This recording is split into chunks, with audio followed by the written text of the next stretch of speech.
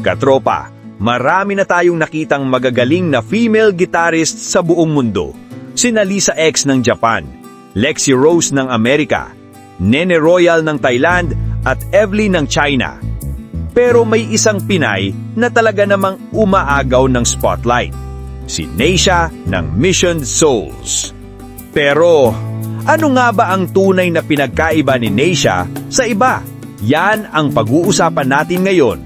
Like, share, and subscribe, katropa. Tara na't simulan. Unang-una, katropa, tone.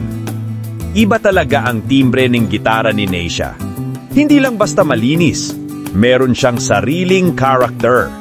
May pagka-Pinoy emotion, pero may halong rock attitude. Yung tipong pag tumira ng solo, ramdam mo agad yung kwento sa bawat nota. Kung ang ibang gitarist ay technical, si Neisha, technical at emotional. May speed, may clarity, pero higit sa lahat, may puso. Hindi lang basta palabas ang tugtog niya. May dalang kwento, may dalang emosyon. Ito yung nagiging trademark niya, katropa. Hindi ka lang nakikinig, napaparamdam ka niya. Iba rin ang stage presence ni Neisha. Habang ang iba, nakafocus lang sa teknik. Si Neisha parang sinasayaw ang gitara. Confident, expressive, at may natural charisma. Yun ang dahilan kung bakit kahit simple lang ang riff, benta agad sa audience.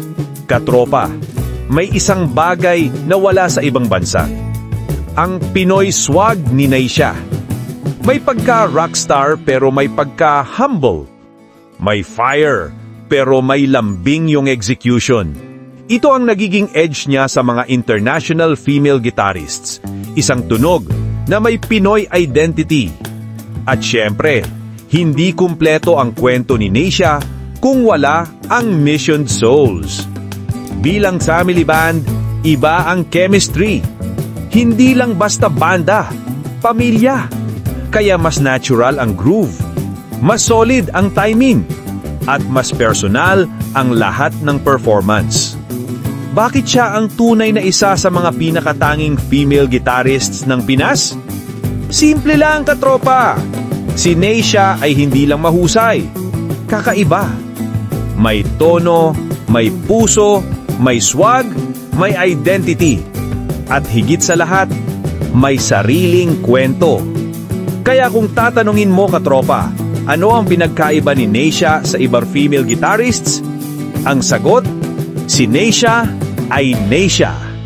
Original, Pinoy, at world class. Kung gusto mo pa ng ganitong content, huwag kalimutang mag-like, share at subscribe sa ating munting channel. Ganon din sa page ng Mission Souls Army at sa YouTube channel ng Mission Souls. This is your katropa, signing off. Peace out.